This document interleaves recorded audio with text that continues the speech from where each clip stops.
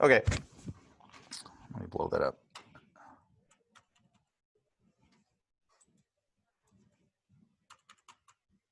So legal clashes over reopening schools amid the coronavirus pandemic are continuing, but challenges of state executive orders, whether to open schools or keep them closed, are having trouble getting any practical relief from the courts so far.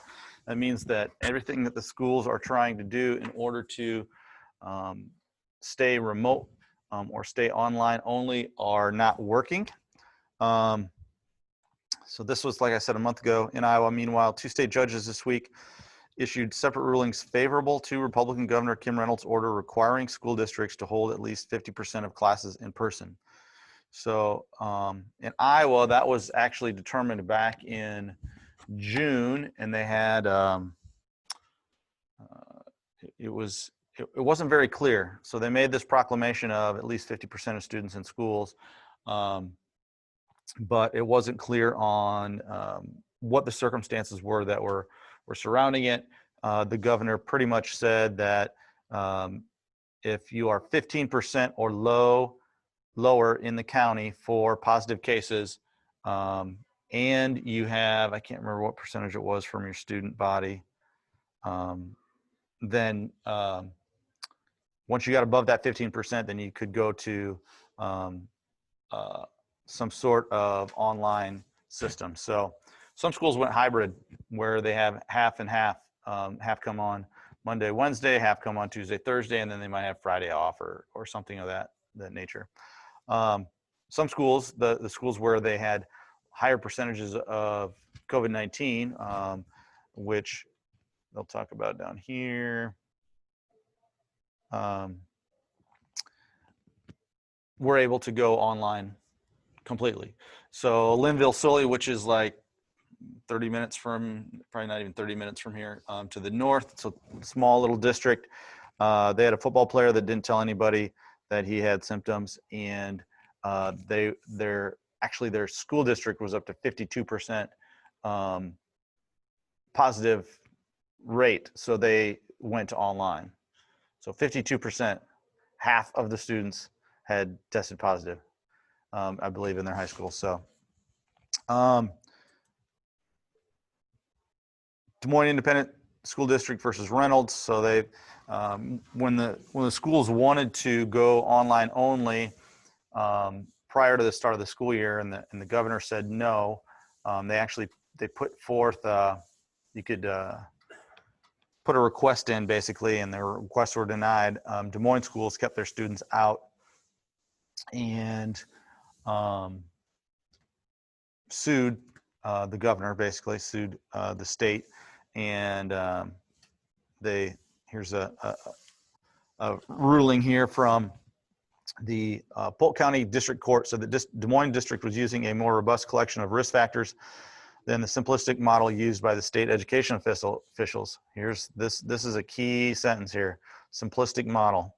But school districts cannot reverse orders by the State Department of Education because it disregarded the facts. School districts are a creation of state law and have no rights beyond those given by the legislature, Farrell said. Des Moines District's request to move to remote learning is well supported by the facts, the judge said.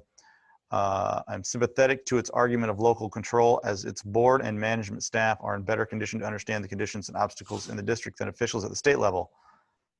So he's just said that really the school district is right in what they are determining, but they can't do it. However, the education department's decision is not really one of fact, but one of policy as directed by the legislature and the governor. So even though they lost, the judge is saying Des Moines schools really should be right in this case, but they're not because of what is set legally. For Iowa City, that last paragraph says, in Iowa State Education Association versus Reynolds, Judge Mary E. Chiselli of Johnson County District Court held that state constitution gives the governor broad emergency powers.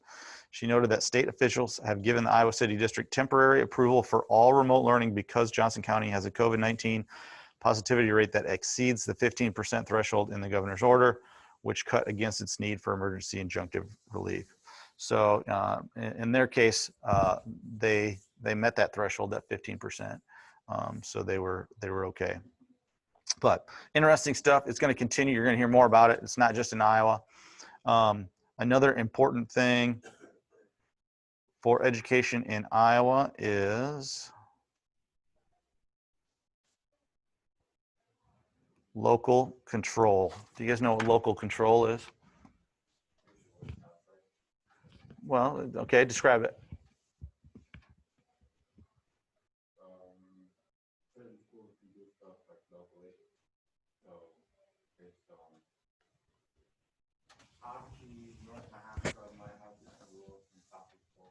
Okay, yep, that gets to it a little bit. You have a school board. Each district has a school board, okay? And decisions as far as how the school is going to operate come down to what the school board decides. And then obviously you have administrators, superintendents, principals, et cetera. Local control means that the school board of Oskaloosa, like Max was saying, school board of Oskaloosa is going to set rules and decisions on how the school operates for the Oskaloosa School District. And the same is for New Sharon, which is North Mahaska School District, and the same for Sigourney School District, the same for Pella. So each district kind of has control.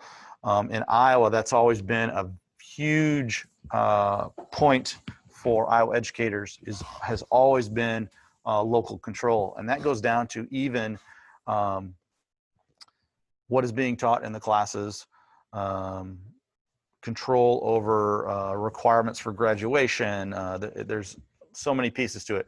So in this idea of Des Moines trying to go online only, they wanted local control. They thought what they were deciding was best for their community, which actually the judge agreed on, but they still lost. Okay. Local control has changed, and schools don't have as much local control as they used to. We now follow state standards, and our state standards are matched to national standards, and there's a lot of other pieces that fall in there, but we're not as bad as some states. If you go to Texas, anybody from Texas? Okay, your textbooks are state determined, like the state decides what is in your textbooks, so they're able to determine whether or not. I think there's actually a case with some information on Helen Keller, and the state decided that we're going to cut some of that material out of this social studies textbooks, and so and that's statewide. In Iowa, anybody can choose whichever textbook and they want, but in Texas they go by what the state has, so or what the state decides or allows you to choose from. Okay.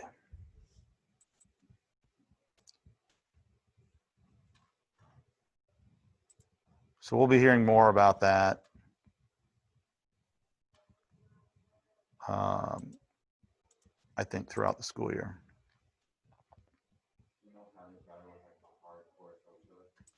Really?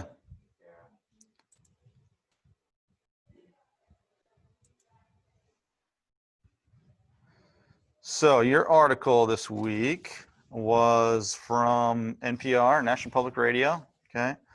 And just as a tip for you future educators, lots of great information on NPR. They've got a bunch of podcasts. They do a bunch of, obviously, radio shows. They always have some good information there for you. So South Dakota Public Schools add "In God We Trust" signs to walls. Why was this an issue? Somebody raise your hand. Yes, Mr. Davis. Okay, so public schools, they're putting "In God We Trust" on the wall. Why is that an issue? Okay, and what do you mean by that? Right. So it's not every religion on the wall, and especially in the United States, that statement there directly refers to Christianity. In some cases, you're going to have people that say, well, there are other gods and people believe those in other religions, so it's okay for us to put this up there because these other religions have their God and they can believe in that statement too. Kind of true, but really in the United States, we know what that statement means, I think. Correct? So what happened? What did you guys learn in the article? Max? The state just kind of let it happen. Okay, what do you mean by just let it happen? Okay. They said it was okay. Okay. And I think there's a few other states that have similar laws that they're allowed to do something like that. Right. And I think a few people were worried, or they definitely voiced their opinion that like, oh, that's not okay. That goes a little bit against the 14th. And they were worried that school board might face a lawsuit. And if they did, to get around it, they said that if they did have a lawsuit, I think it was but school board's attorney would have to take that case free of charge because he allowed it. Right. Okay. So here's that statement. You know, we talk about alternating God with Buddha and all these other terms, along with science or simply ourselves, okay, to be inclusive. And then this is where it's talking about that legal case. There are some other states that have allowed this, and they talk about them down here.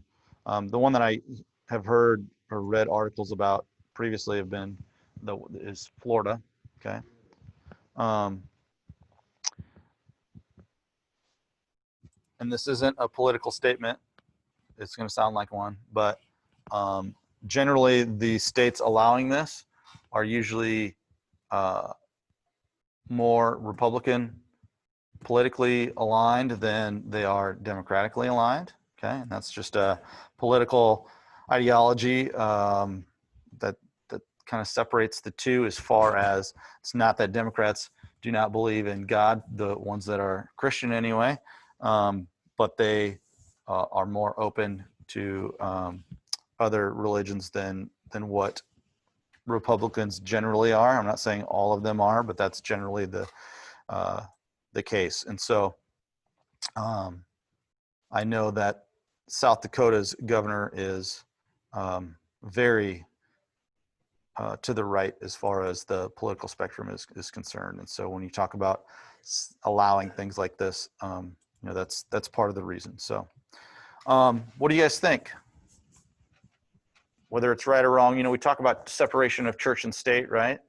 And we haven't really gone into great detail on that, but you understand that's a thing, right? And we've talked about a few cases with it. Some of you might address it in your legal case.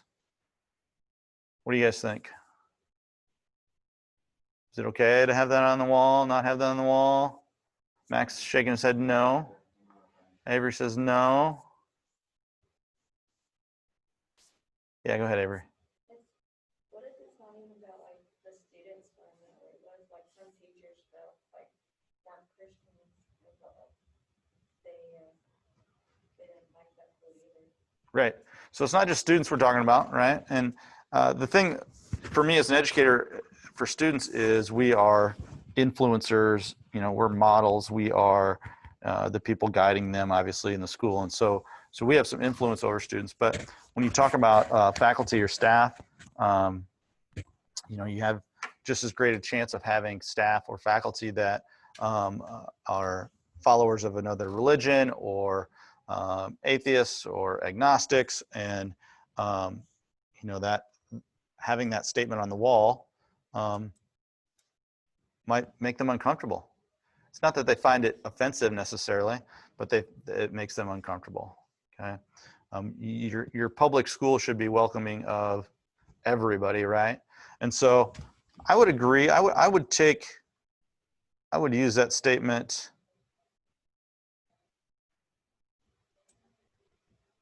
if you did something like this where you used other terms. I think that would be all right in a public school. It's still stretching that church and state separation a little bit in my mind, but I'm a science guy, so I'm on the other side of as far as this religion stuff goes. But I think if you make it more inclusive of everybody, then it could be a positive thing, you know, to include everybody and include all of the trick is you don't necessarily know all of their different groups that you have in your school, especially if you go to you know, a large city where you might have many different cultures that follow different religions. But how many people would get on the board with that, with alternating those terms? Anybody? Max just says no. It is extra effort. If It's 100% easier to not do the whole thing than it is to do the whole thing, like, I could agree with that too. Yeah. you know? Yeah. Really, the question that they should probably be asking is, why are we doing this, right? So, what is the point? What is the point of putting this statement on the wall for students? What do you guys think? What's the meaning? Do they talk about it in there?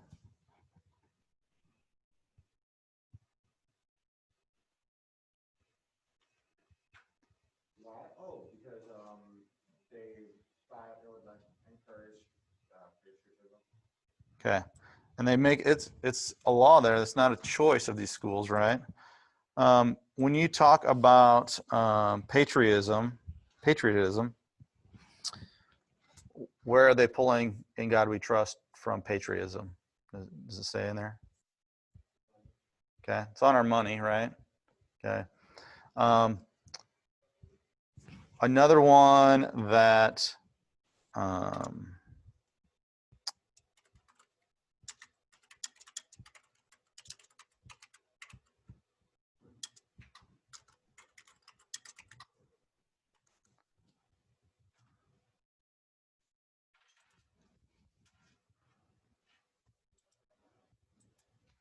it's still a problem that isn't probably going to go away, is the Pledge of Allegiance, right? Everybody remembers the line, you guys all remember the Pledge of Allegiance, right? One nation under God, right? That was added. Okay, that wasn't always a part of the Pledge of Allegiance. And so, but that's probably not going to go away. They're probably not going to take that out. Okay. Yes, Mr. Davis. I noticed, like in elementary, in New Sharon, that we would say the Pledge of Allegiance, that went away in a couple of years that I've been there. I'm wondering if that's why. They still, like, some schools still say it. I go to schools and I know Oski says it. I've been in some other buildings where they say it in the morning. I don't know. This was 1954 when it was added. The choice is there, whether people know it or not. The choice is there to just not say that line.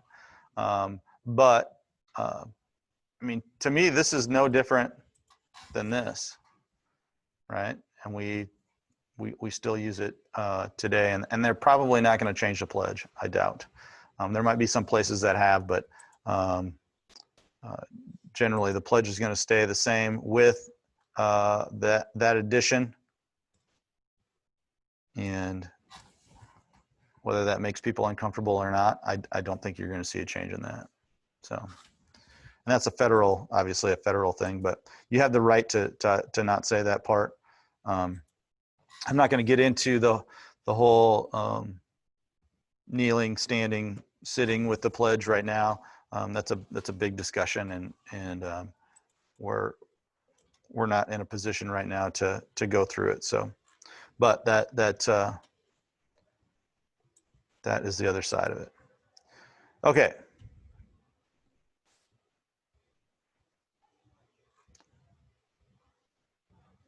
So 14th Amendment, what did you guys say?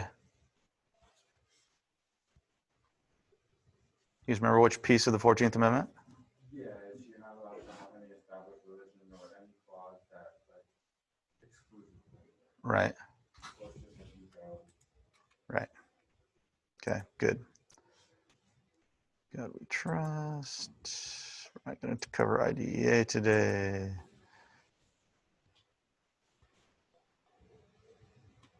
Actually, I'm not going to cover FAPE today either. We're going to go back.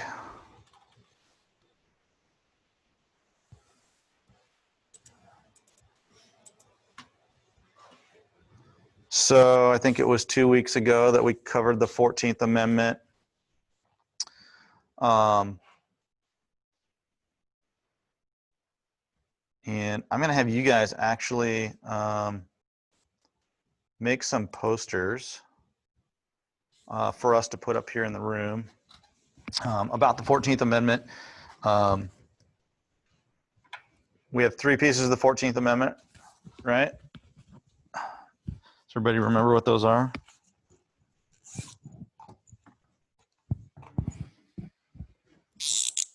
Everybody got their notes from 2 weeks ago? You can get those out.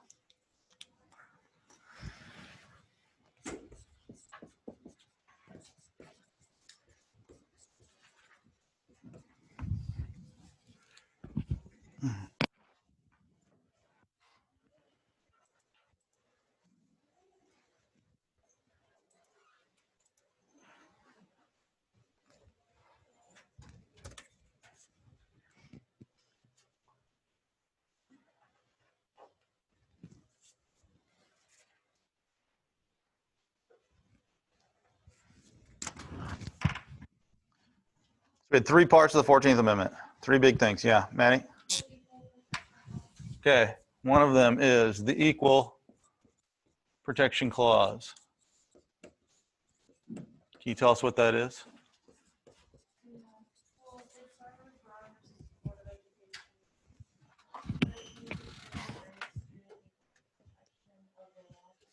Right. So all students have equal protections under the laws. Sometimes they're going to throw in there that idea of the right to go to school. Everyone has the right to do that, to attend school. We'll talk more probably about the Equal Protection Clause later, but it will also be in some of your cases. Okay. So what was the next one?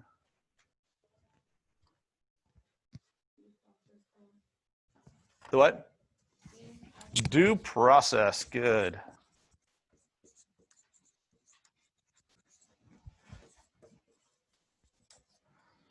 What is due process? Avery.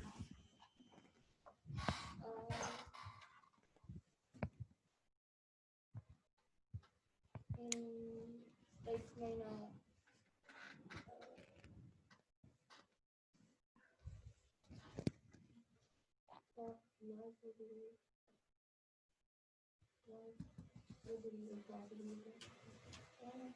Somebody help her out. You know, in the judge, jury, and execution, it's like you need to have fair trial, and they need to book you, and say, hey, can you afford lawyers? No, okay, well, we'll give you one. All right, years. That's one part of it for sure.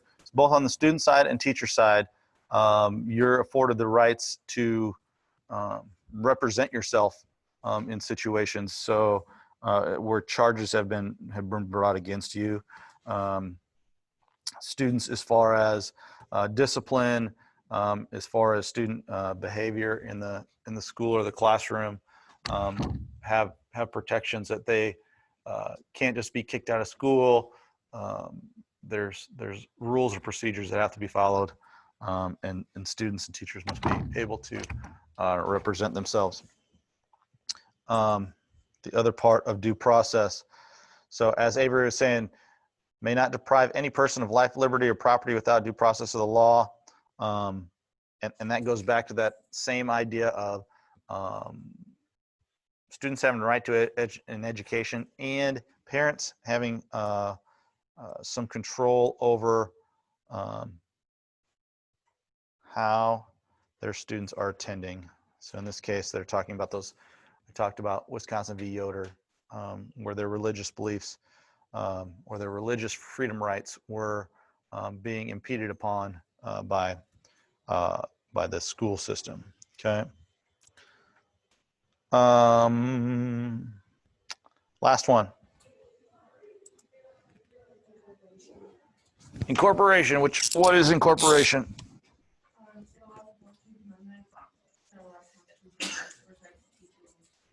Right. So incorporation is incorporating other laws or bringing other laws or other amendments into to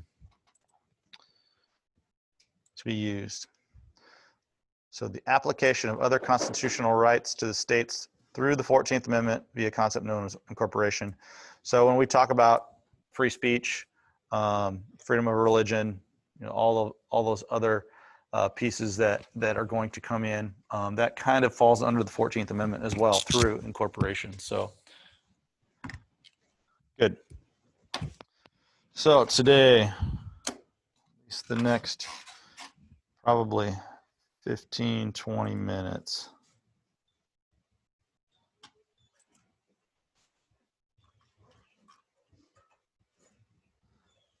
My at-home people. What am I going to have you guys do? Let me think about this. Let me get my in-class people going, John, Paige, and then I will get something for you as well, okay?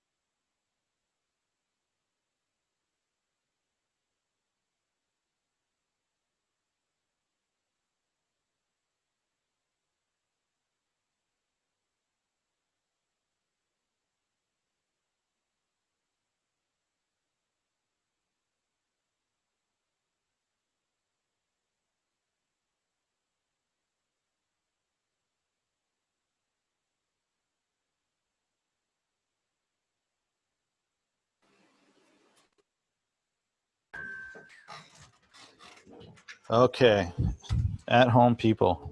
I'm gonna put you guys into a breakout room, actually. I think that'll be easiest.